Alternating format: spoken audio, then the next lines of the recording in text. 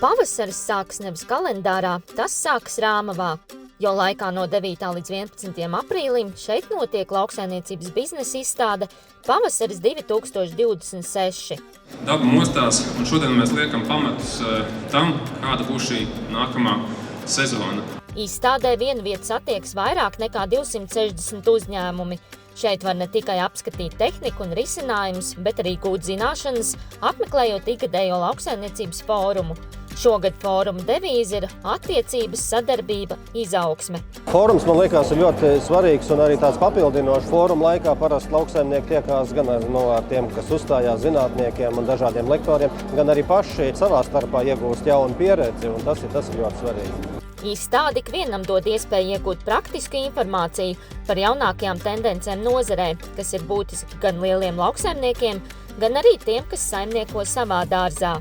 Tā galvenā vērtība jau ir tās diskusijas, tā pieredzes apmaiņa un dažādi jauni risinājumi, jo šobrīd apstākļu izmaiņas, gan ekonomiskie faktori, gan laika apstākļi ir tādi, ka daudz kam jāpielāgojas un varbūt pat jādomā vairāki ceļi, kā kaut kādu savu mērķi sasniegt. Un te ir tā vieta, kur uzzināt šīs idejas, smelties un izzināt, kā varētu iet uz priekšu. Uz izstādi ir vērts nākt tādēļ, kad jūs satiekat kolēģus, kas nodarbojas kaut ko līdzīgu, varat pārunāt tematus, kas ir aktuāls, kas nav. Un tālāk jau jūs redzat jaunākās inovācijas, kas notiek, ko piedāvā ražotāji, tur tehnikas vienības, mēslojumi vispārējais. Es domāju, ka tas ir superīgi, apsveicam, ka tāds izstādes vispār ir. Un uz izstādi būtu vērts nākt kaut vai, lai iegādātos vitamīnus. Uz izstādi vērts nākt, lai varētu apskatīt tādus smukus trusīšus.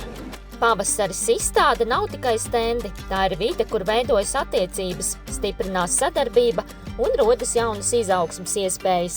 Lauksaimniekiem noteikti šeit ir plašs piedāvājums, bet jāsaka arī piedāvājums arī saimniekiem, lauku māju īpašniekiem un dārzu īpašniekiem, gan košumkrūmi, gan dažādi mauriņa roboti un mazāki mazdārziņu traktori. Arī mazos bērnus priecēs šķirnes truši, govis, vistas, tas viss ir apskatāms šeit lauksaimniecības biznesa izstādē Pavasaris.